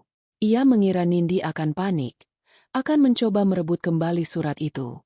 "Silakan," ulang Nindi. Nadanya menjadi lebih tegas. "Anggap saja itu surat undangan." "Surat undangan? Undangan untuk apa?" Bayu menatap Nindi dengan bingung. Ibu Ratna, didorong oleh amarah dan rasa penasaran yang sudah diubun-ubun, tidak berpikir dua kali. Ia menganggap kata-kata Nindi sebagai sebuah tantangan. Dengan tangan yang sedikit gemetar karena emosi, jari-jarinya yang dipasangi cincin emas merobek segel amplop itu dengan kasar. Ia siap menemukan bukti perselingkuhan, atau tumpukan utang, atau surat gugatan cerai. Apapun yang bisa ia gunakan untuk menghancurkan menantunya ini untuk selamanya. Nindi hanya menonton dalam diam. Wajahnya tetap tenang, tanpa ekspresi. Ia tahu persis apa yang ada di dalam amplop itu. Itu bukanlah surat undangan biasa. Itu adalah undangan untuk Ibu Ratna dan Bayu untuk masuk ke dalam dunia nyata. Dunianya. Dan ia tahu, setelah amplop itu terbuka, kehidupan mereka semua tidak akan pernah sama lagi. Waktu seakan berhenti di ruang tamu yang sempit itu. Udara terasa berat dan padat, syarat dengan ketegangan yang bisa dipotong dengan pisau. Tangan Ibu Ratna yang gemetar memegang amplop coklat itu. Matanya yang marah menatap Nindi, mencari tanda-tanda ketakutan atau kepanikan. Tapi yang ia temukan hanyalah ketenangan yang mengerikan. Sebuah ketenangan yang membuatnya semakin marah karena ia tidak memahaminya. Di sebelahnya, Bayu berdiri membeku, wajahnya pucat pasi, tatapannya berpindah-pindah dari ibunya ke Nindi, lalu ke amplop terkutuk di tangan ibunya.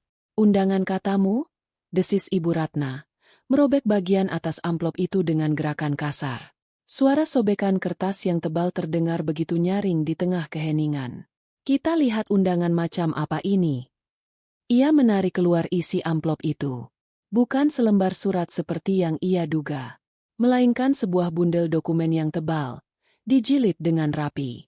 Halaman sampulnya terbuat dari kertas mengkilap berkualitas tinggi. Di bagian atas, dalam huruf emas yang elegan, tercetak sebuah logo perusahaan investasi internasional. Di bawahnya, tertulis judul yang membuat kening Ibu Ratna berkerut dalam. Laporan dividen tahunan U Portofolio Aset, kuartal keempat. Dan di bawah judul itu, tercetak nama pemilik dokumen, Anindita Putri Maharani. Ibu Ratna mendengus. Ini pasti semacam penipuan. Mungkin semacam brosur pinjaman online yang dibungkus mewah untuk mengelabui orang. Tangannya yang kasar membalik halaman pertama dengan tidak sabar. Matanya langsung disuguhi oleh halaman-halaman yang penuh dengan grafik pie, diagram batang, dan tabel-tabel rumit. Ada daftar nama perusahaan-perusahaan yang sering ia dengar di berita televisi, bank-bank terbesar, perusahaan telekomunikasi raksasa, konglomerat produsen barang konsumsi. Di sebelah setiap nama, ada angka-angka yang menunjukkan jumlah kepemilikan saham dan nilainya dalam dolar Amerika. Otaknya yang terbiasa menghitung uang ribuan dan jutaan rupiah tidak mampu memproses informasi ini. Ia terus membalik halaman, semakin cepat dan semakin kasar, mencari sesuatu yang ia mengerti. Ia mencari nama seorang laki-laki, bukti perselingkuhan. Ia mencari nominal utang, bukti kebangkrutan. Tapi yang ia temukan hanyalah deretan angka dan istilah-istilah bisnis yang membingungkan. Akhirnya, ia sampai di halaman terakhir. Halaman ringkasan. Di halaman ini, tidak ada lagi grafik yang rumit. Hanya ada beberapa baris tulisan dengan angka-angka final yang dicetak tebal. Matanya menyapu dari atas ke bawah. Total nilai aset investasi terkelola, 9.874.550 juta rupiah. Ibu Ratna mengerjap. Matanya pasti salah. Ia mengucek matanya dan melihat lagi. 9 triliun? Mustil. Ini pasti salah cetak. Ini penipuan. Kemudian, matanya turun ke baris di bawahnya. Baris yang akan menghancurkan seluruh fondasi dunianya. Total dividen tahunan yang dicairkan, 12.750 juta rupiah. 12.750 juta rupiah. Angka itu seolah melompat dari kertas dan menampar wajahnya dengan kekuatan sebuah godam. Ibu Ratna membacanya sekali lagi. Pelan-pelan. Ia mencoba menghitung jumlah angka nol di belakangnya. 1, 2, 3, 4 ada terlalu banyak nol. Napasnya mulai tersengal. Ruangan itu tiba-tiba terasa sangat panas dan berputar. Pikirannya melayang kembali ke semua penghinaan yang pernah ia lontarkan. Ia ingat bagaimana ia menginspeksi masakan Nindi yang hanya tumis kangkung. Ia ingat bagaimana ia menyindir Nindi karena tidak bisa membeli daging. Ia ingat ejekannya tentang uang haram di acara arisan. Ia ingat bagaimana ia dengan angkuh melemparkan tuduhan bahwa Nindi menjual diri hanya untuk membiayai pengobatan adiknya. Dan yang paling parah, Ia ingat setiap pagi ketika putranya memberikan selembar uang Rp50.000 kepada wanita ini. Rp50.000. Uang yang nilainya bahkan tidak sebanding dengan debu di bawah sepatu wanita yang ternyata seorang miliarder ini. Kesadaran itu menghantamnya tanpa ampun. Selama ini, ia tidak sedang menindas seorang menantu miskin yang lemah. Ia sedang menghina seorang ratu yang sedang menyamar. Ia bukanlah seorang matriark yang berkuasa. Ia hanyalah seekor semut yang mencoba menguliahi seekor gajah tentang cara hidup. Rasa malu yang luar biasa, yang belum pernah ia rasakan seumur hidupnya, membakar seluruh isi perutnya. Semua harga dirinya, semua keangkuhannya, hancur lebur menjadi debu dalam sekejap. Tidak mungkin. Bisiknya dengan suara tercekat. Kertas-kertas itu terlepas dari genggamannya yang melemah, melayang dan mendarat berserakan di lantai keramik yang dingin. Wajahnya yang tadi merah padam karena marah, kini berubah menjadi pucat seperti mayat. Ia mencengkeram dadanya. Rasa sakit yang tajam dan menusuk tiba-tiba menjalari lengan kirinya. Matanya melotot menatap Nindi, tapi tatapannya kosong, seolah melihat menembus dirinya. Ia membuka mulutnya, mencoba mengatakan sesuatu, tapi yang keluar hanyalah suara erangan pelan. Kakinya lemas, dan tubuhnya ambruk ke lantai dengan bunyi gedebuk yang keras. "Ibu!" Bayu menjerit panik. Ia segera berlutut di samping ibunya, mengguncang-guncang tubuhnya. "Ibu! Bangun, Bu! Ibu kenapa?" Tapi pikirannya tidak sepenuhnya ada di sana. Matanya terpaku pada selembar kertas yang jatuh tepat di sebelahnya. Kertas berisi angka final itu. Dengan tangan gemetar, ia mengambilnya. Ia membaca angka 12 miliar itu. Ia membacanya berulang-ulang. Angka itu tidak masuk akal. Angka itu tidak nyata. Ia mengangkat kepalanya, menatap istrinya yang masih berdiri tegak di tempat yang sama, tidak bergerak sedikit pun. Wajah Nindi tenang, tanpa ekspresi, seolah sedang menonton sebuah adegan drama di televisi. Wanita yang ia nikahi, wanita yang tidur di sebelahnya setiap malam, wanita yang ia beri nafkah 50.000 sehari, adalah orang asing. Seorang miliarder yang menyamar. Seluruh hidupnya, seluruh pernikahannya, terasa seperti sebuah lelucon raksasa. "Nindi!" Panggilnya. Suaranya bergetar hebat, lebih mirip sebuah bisikan putus asa. Matanya dipenuhi oleh kebingungan, ketakutan, dan pengkhianatan. Ini apa?" Nindi menatap langsung ke mata suaminya. Untuk pertama kalinya, ia membiarkan Bayu melihat siapa dirinya sebenarnya. Tatapannya bukan lagi tatapan istri yang sabar, melainkan tatapan dingin seorang wanita yang telah diuji hingga batasnya dan kini datang untuk menagih semuanya. Ia tidak menjawab pertanyaan Bayu. Keheningannya adalah jawaban yang paling memekakan. Di tengah kepanikan Bayu yang mencoba menyadarkan ibunya yang pingsan, dan di antara lembaran-lembaran kertas berisi angka triliunan yang berserakan di lantai, ledakan kebenaran itu telah menghancurkan segalanya. Kepanikan menguasai Bayu sepenuhnya. Ia menepuk-nepuk pipi ibunya, berteriak memanggil namanya, namun Ibu Ratna tidak merespons. Wajahnya semakin pucat, dan napasnya terdengar pendek-pendek dan berat. Bayu merogoh sakunya dengan panik, mencari ponselnya. Tangannya gemetar begitu hebat hingga ia hampir tidak bisa membuka kunci layarnya. Ia harus menelepon ambulans. Tapi nomornya berapa? 118? Atau 119? Otaknya terasa kosong. Ia bahkan tidak tahu nomor telepon klinik terdekat. Ia benar-benar lumpuh oleh rasa takut. Di tengah kekacauan itu, Nindi bergerak. Gerakannya tenang, efisien, dan tanpa emosi. Ia melangkah melewati Bayu yang masih panik di lantai, berjalan ke meja rias di kamar, dan mengeluarkan sebuah ponsel pintar berwarna hitam legam yang belum pernah Bayu lihat seumur hidupnya. Ponsel itu begitu tipis dan elegan. Dengan beberapa sentuhan cepat di layar, Nindi menempelkan ponsel itu ke telinganya. "Halo, layanan darurat Medika Prima," kata Nindi dengan suara yang jelas dan berwibawa. Nadanya begitu tenang seolah ia sedang memesan makanan. "Saya butuh satu tim medis darurat dan ambulans VVIP ke alamat saya sekarang. Jalan Merpati nomor 17. Pasien wanita, sekitar 60 tahun, kehilangan kesadaran, dugaan serangan jantung. Saya minta tim terbaik yang tersedia. Segera. Ada jeda sejenak, lalu ia melanjutkan. Ya, tagihkan saja semuanya ke akun saya. Anindita Putri Maharani. Nomor anggota. APM 001. Nindi menutup teleponnya dan kembali ke ruang tamu. Bayu menatapnya dengan mulut ternganga. Medika Prima? Itu adalah layanan kesehatan premium termahal di negeri ini, yang hanya bisa diakses oleh para pejabat tinggi dan konglomerat. Akun anggota? Siapa wanita ini? Kurang dari 10 menit kemudian, sirene meraung-raung mendekat. Sebuah ambulans yang lebih mirip van mewah daripada kendaraan medis berhenti di depan gang mereka. Beberapa orang petugas berseragam rapi dan profesional keluar dengan cepat, membawa tandu dan peralatan medis canggih. Mereka masuk ke dalam rumah dan langsung bekerja dengan efisien, memasang infus, monitor detak jantung, dan masker oksigen pada Ibu Ratna. Salah seorang petugas senior mendekati Nindi, mengabaikan Bayu sepenuhnya. Ibu Anindita? Kami harus segera membawa pasien ke rumah sakit. Sesuai protokol akun Anda, kami akan membawanya ke Royal Medica Hospital. Royal Medica, rumah sakit tempat adik Nindi dirawat. Rumah sakit termahal di kota. Lakukan saja, jawab Nindi singkat. Baik, Bu.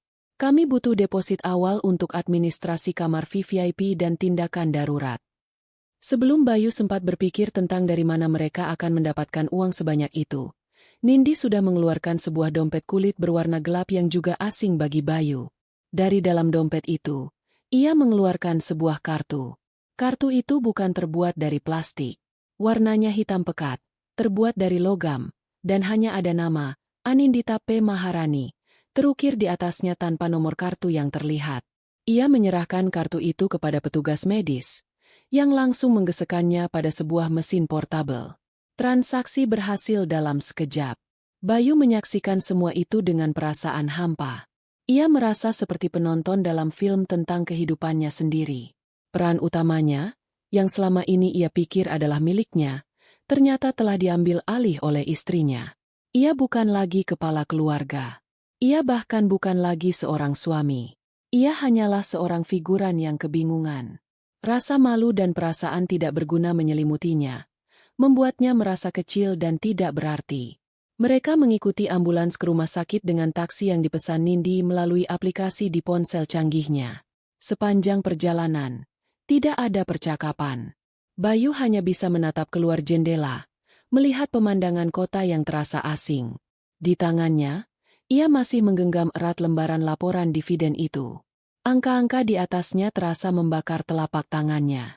Rumah sakit Royal Medica adalah dunia yang lain. Lantainya terbuat dari marmer mengkilap, udaranya sejuk dan beraromaterapi, dan para stafnya bergerak dengan senyap dan sopan. Begitu Nindi menyebutkan namanya di meja resepsionis, mereka langsung diperlakukan seperti anggota kerajaan.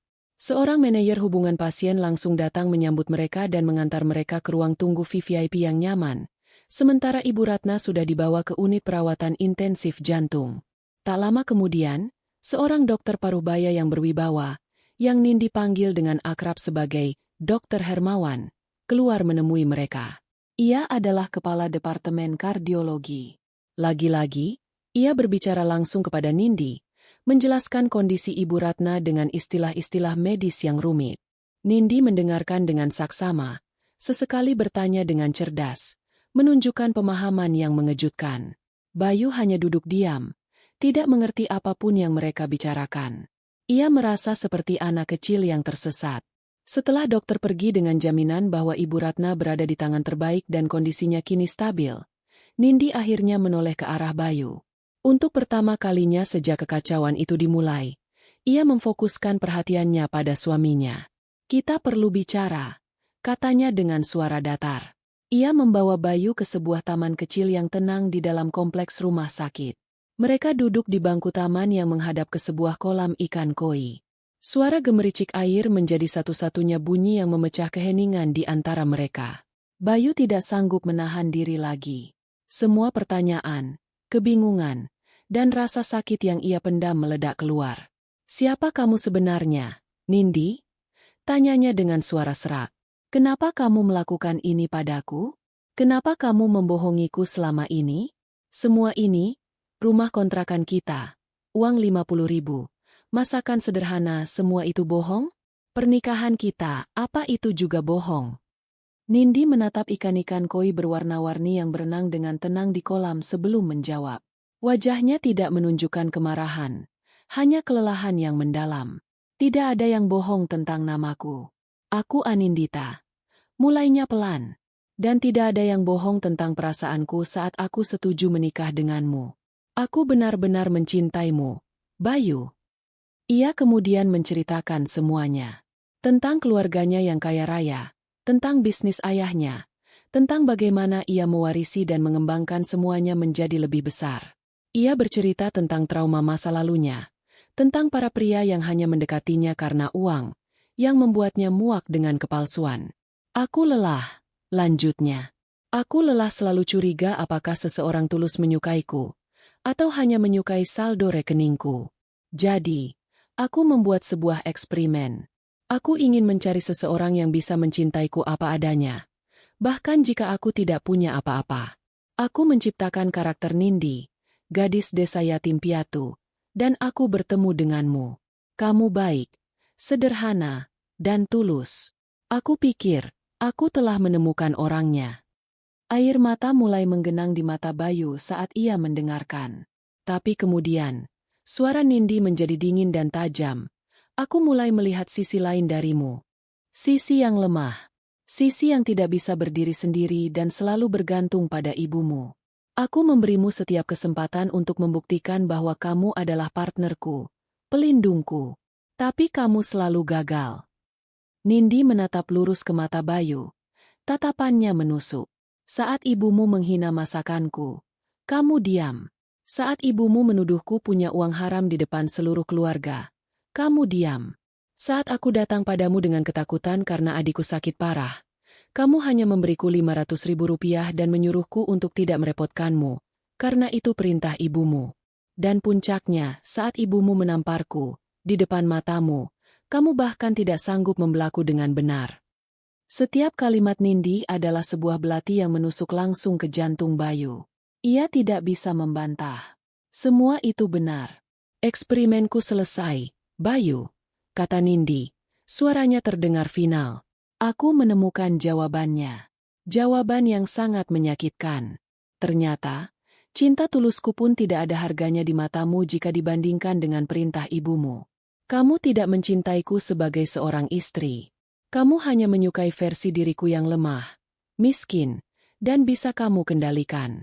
Jadi, jangan bertanya kenapa aku berbohong padamu. Tanyakan pada dirimu sendiri, kenapa kamu tidak pernah benar-benar mencoba untuk mengenalku. Bayu hanya bisa menunduk. Isak tangisnya pecah. Seluruh dunianya, kepercayaannya, dan harga dirinya sebagai seorang pria dan suami telah hancur berkeping-keping oleh kebenaran yang diungkapkan wanita yang duduk di sebelahnya. Wanita yang merupakan istrinya, namun sekaligus orang yang paling asing baginya di seluruh dunia. Beberapa hari berlalu dalam suasana yang aneh dan tidak nyata. Ibu Ratna telah melewati masa kritis dan kini menempati kamar perawatan VVIP paling mewah di rumah sakit. Sebuah ruangan yang lebih mirip suite hotel bintang 5 daripada kamar orang sakit. Setiap kebutuhannya dilayani, perawat terbaik selalu berjaga, dan dokter spesialis memeriksanya beberapa kali sehari. Semua fasilitas itu dibayar lunas oleh Anindita, wanita yang sama yang selama ini dianggap oleh Ibu Ratna tidak lebih berharga dari selembar uang 50.000 rupiah. Bayu menjalani hari-harinya seperti dalam mimpi buruk. Ia membagi waktunya antara menjenguk ibunya yang kini lebih banyak diam dengan tatapan kosong, dan pulang ke rumah kontrakan yang terasa seperti lokasi reruntuhan setelah gempa bumi. Setiap sudut rumah itu kini terasa mengejeknya. Dapur sempit tempat Nindi biasa mengolah bahan makanan murah, meja makan kecil tempat ia biasa menyerahkan uang belanja harian, kamar tidur tempat ia tidur memunggungi seorang miliarder. Semua terasa seperti bagian dari sebuah lelucon kosmik yang sangat kejam. Ia tidak bisa tidur. Setiap kali memejamkan mata, wajah kecewa Nindi di taman rumah sakit dan angka 12 miliar di laporan dividen itu muncul silih berganti. Rasa bersalah menggerogotinya tanpa ampun. Ia memutar ulang setiap kejadian dalam setahun terakhir. Setiap kata-kata tajam ibunya yang ia biarkan, setiap keluhan Nindi yang ia abaikan, setiap kali ia memilih untuk menjadi anak yang penurut daripada menjadi suami yang melindungi. Ia merasa jijik pada dirinya sendiri. Pria macam apa dia? Ia telah diberi sebuah permata yang paling langka di dunia, dan yang ia lakukan hanyalah melemparkannya ke dalam lumpur setiap hari. Nindi sendiri telah menyewa satu kamar suite di hotel yang terhubung dengan rumah sakit. Ia perlu ruang untuk berpikir, jauh dari atmosfer menyesakkan di rumah kontrakan itu. Ia mengelola kondisi ibunya dari jauh dengan efisiensi seorang manajer proyek, memastikan semua berjalan lancar. Namun ia menjaga jarak emosional. Fokusnya kini adalah pada Bayu. Ia tahu, cepat atau lambat, mereka harus melakukan satu percakapan terakhir. Bukan untuk menyelamatkan pernikahan mereka, tapi untuk menentukan seperti apa akhir dari cerita ini. Kesempatan itu datang pada hari kelima. Nindi meminta Bayu menemuinya di sebuah kafe privat di dalam rumah sakit. Saat Bayu tiba, Nindi sudah duduk menunggunya. Secangkir teh herbal ada di hadapannya. Penampilannya berbeda. Ia tidak lagi memakai daster batik yang kusam. Ia mengenakan blus sutra sederhana namun elegan dan celana panjang berwarna krem. Rambutnya ditata rapi. Ia terlihat seperti dirinya yang sebenarnya, Anindita. Bayu duduk di hadapannya dengan canggung. Ia tampak kurus dan lelah. Matanya dikelilingi lingkaran hitam. "Bagaimana kabar ibu?" tanya Nindi. Suaranya tenang, seperti seorang kolega bisnis menanyakan kabar keluarga. "Sudah lebih baik. Mungkin beberapa hari lagi boleh pulang," jawab Bayu pelan. "Nindi, terima kasih. Sudah mengurus semuanya." "Dia ibumu, Bayu. Tentu saja akan kurus," kata Nindi. "Tapi bukan itu yang ingin aku bicarakan." Bayu menunduk, menatap cangkir kopinya yang masih utuh. Ia tahu ini saatnya. Aku minta maaf, Nindi," katanya dengan suara bergetar. Air mata yang sejak kemarin ia tahan akhirnya jatuh. "Aku minta maaf atas semuanya.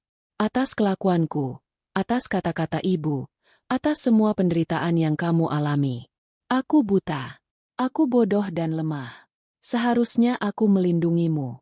Seharusnya aku membelamu. Aku suami yang gagal." Ia terisak. Bahunya berguncang. "Aku mohon, beri aku satu kesempatan lagi. Aku akan berubah. Aku bersumpah. Aku akan melawan ibu. Aku akan bekerja lebih keras. Aku akan melakukan apapun yang kamu minta. Jangan tinggalkan aku. Nindi, aku mencintaimu." Nindi mendengarkan pengakuan dan permohonan itu tanpa menyela. Wajahnya tetap tenang.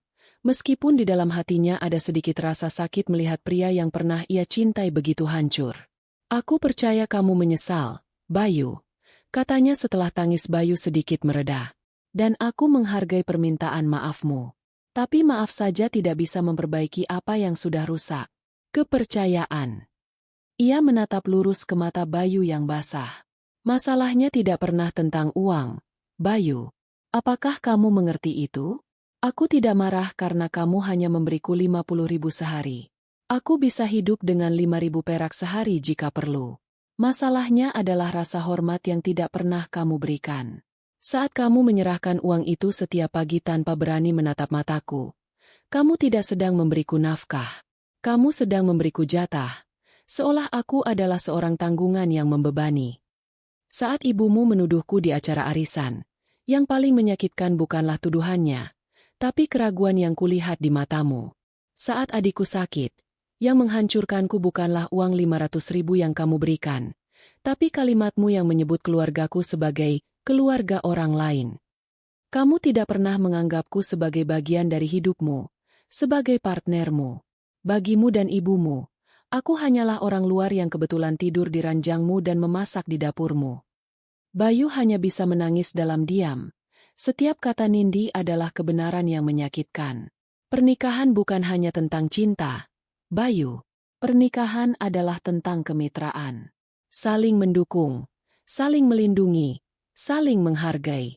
Dan dalam semua aspek itu, kamu telah gagal. Kamu membiarkan ibumu menjadi nahoda dalam rumah tangga kita. Sementara kamu hanya seorang awak kapal yang penakut. Rumah tangga kita tidak akan pernah berhasil selama masih ada 3 orang di dalamnya. Nindi menarik napas panjang, mengumpulkan kekuatan untuk mengucapkan kalimat terakhirnya. Ini adalah ultimatumnya.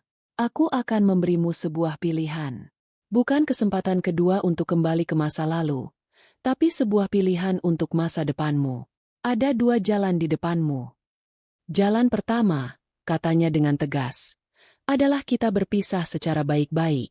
Aku tidak akan menuntut apapun.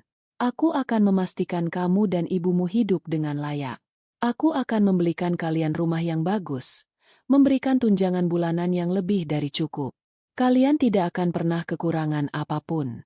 Tapi, hubungan kita sebagai suami istri berakhir di sini. Kamu bisa terus menjadi anak ibumu yang baik, dan aku akan melanjutkan hidupku. Bayu menggelengkan kepalanya dengan putus asa. Tidak, jangan. Jalan kedua, lanjut Nindi, mengabaikan permohonan Bayu, adalah jalan yang jauh lebih sulit. Jika kamu memilih jalan ini, berarti kamu memilihku. Tapi memilihku bukan hanya dengan kata-kata. Memilihku berarti kamu harus siap untuk berubah total. Kamu harus memotong tali pusar beracun yang mengikatmu pada ibumu. Ibumu akan tetap menjadi ibumu. Kita akan menghormati dan merawatnya. Tapi dia tidak lagi punya hak suara dalam keputusan hidup kita. Tidak ada lagi. Kamu harus belajar untuk berdiri di atas kakimu sendiri. Belajar tentang dunia, tentang keuangan, tentang bagaimana menjadi partner yang setara. Kamu harus mau dibimbing, mau belajar, dan mau bekerja keras untuk membangun dirimu sendiri dari nol, bukan sebagai pria yang bergantung pada istri atau ibunya, tapi sebagai pria yang mandiri. Ini akan menjadi proses yang panjang dan menyakitkan. Aku tidak bisa menjanjikan semuanya akan mudah. Nindi menatapnya dalam-dalam. Aku memberimu waktu untuk berpikir. Setelah ibumu keluar dari rumah sakit, aku ingin jawabanmu. Pikirkan baik-baik. Bayu, bukan apa yang ibumu inginkan. Bukan apa yang kamu pikir aku ingin dengar. Pikirkan apa yang benar-benar kamu inginkan untuk hidupmu. Apakah kamu ingin selamanya menjadi anak kecil yang berlindung di balik ibumu? Atau kamu ingin menjadi seorang pria seutuhnya dan membangun kemitraan yang nyata bersamaku? Setelah mengatakan itu, Nindi berdiri. Ia meletakkan beberapa lembar uang ratusan ribu di atas meja untuk membayar pesanan mereka. Sebuah kebiasaan lama yang kini terasa ironis. Tanpa menoleh ke belakang, ia berjalan meninggalkan kafe. Meninggalkan Bayu sendirian dengan 2 pilihan yang akan menentukan sisa hidupnya. Bayu menunduk, menatap bayangan dirinya di permukaan kopi yang dingin. Untuk pertama kalinya dalam hidup, ia merasa benar-benar sendirian, dan ia tahu, keputusan apapun yang ia ambil, hidupnya tidak akan pernah sama lagi. 6 bulan kemudian, matahari pagi menyinari sebuah teras luas yang menghadap ke taman tropis yang rimbun. Di atas sebuah meja kayu jati, 2 cangkir kopi mengepulkan uap tipis di samping sebuah tablet canggih yang menampilkan grafik-grafik pasar saham. Anindita, dengan mengenakan pakaian santai yang nyaman, sedang membaca berita bisnis pagi itu. Beberapa saat kemudian, Bayu keluar dari dalam rumah, membawa sepiring roti panggang. Ia tidak lagi mengenakan kemeja pudar dan celana bahan yang lusuh. Ia mengenakan kaos polo bersih dan celana pendek. Penampilannya terlihat lebih segar dan lebih percaya diri. Laporan kuartalan dari pemasok di Vietnam sudah masuk. Marin keuntungan kita naik 3%, kata Bayu sambil duduk di hadapan Nindi. Ia mengambil tablet itu dan dengan lancar membuka sebuah file, menunjukkan laporan bisnisnya pada Nindi. Nindi tersenyum tipis. Kerja bagus. Strategimu untuk negosiasi ulang kontrak pengiriman ternyata berhasil. Bayu tersenyum bangga. Senyum yang tulus, bukan senyum lega seorang pesuruh yang pekerjaannya dipuji majikan. 6 bulan yang lalu, di rumah sakit itu, ia telah membuat pilihan tersulit dalam hidupnya. Ia memilih jalan kedua. Ia memilih Anindita. Prosesnya tidak mudah. Minggu-minggu pertama adalah yang paling berat. Nindi memintanya untuk mengikuti sesi konseling dengan seorang psikolog untuk membantunya memahami dan melepaskan diri dari pola hubungan tidak sehat dengan ibunya. Di saat yang sama, Nindi mulai mengajarinya dasar-dasar literasi finansial. Bayu, yang selama ini hanya tahu tentang debit dan kredit sederhana sebagai seorang akuntan staf, kini harus belajar tentang saham, reksadana, obligasi, dan valuasi aset. Otaknya terasa seperti mau meledak, tapi ia tidak menyerah. Percakapan yang paling sulit adalah dengan ibunya. Setelah Ibu Ratna pulih dan kembali ke rumah, Bayu duduk berdua dengannya. Dengan suara yang gemetar namun tegas, ia memberitahu ibunya bahwa ia dan Nindi akan memulai hidup baru, dan bahwa keputusan rumah tangga mereka selanjutnya akan ia buat bersama istrinya, dan hanya bersama istrinya. Ia mengatakan bahwa ia akan selalu menjadi putranya, akan selalu merawatnya, namun ia tidak akan lagi menjadi bonekanya. Ibu Ratna menangis, marah, mencoba memanipulasinya dengan rasa bersalah, namun Bayu tetap teguh pada pendiriannya. Itu adalah pertama kalinya ia benar-benar menjadi dewasa. Nindi memenuhi janjinya. Ia membelikan Ibu Ratna sebuah rumah paviliun yang nyaman di kompleks perumahan yang tenang, lengkap dengan seorang asisten rumah tangga untuk membantunya. Semua kebutuhannya tercukupi. Bayu dan Nindi menjenguknya setiap akhir pekan. Hubungan mereka kini dingin namun sopan. Kekuasaan Ibu Ratna telah hilang sepenuhnya. Ia kini hanyalah seorang wanita tua yang kesepian, yang harus menerima kenyataan pahit bahwa ia telah kehilangan kendali atas putranya. Sementara itu, Bayu ingin membuktikan bahwa ia bisa menjadi partner yang setara. Ia menolak untuk hidup dari kekayaan Nindi. Ia meminjam modal pada istrinya, dengan proposal bisnis yang solid dan perjanjian pinjaman yang profesional, untuk memulai sebuah usaha kecil di bidang ekspor-impor kerajinan tangan. Ia bekerja keras siang dan malam, belajar tentang manajemen rantai pasok, pemasaran digital, dan negosiasi internasional. Perlahan tapi pasti, usahanya mulai menunjukkan hasil. Ia mungkin belum menjadi seorang miliarder seperti istrinya, tapi ia memiliki sesuatu yang ia bangun dengan tangannya sendiri. Sesuatu yang membuatnya merasa berharga. Mereka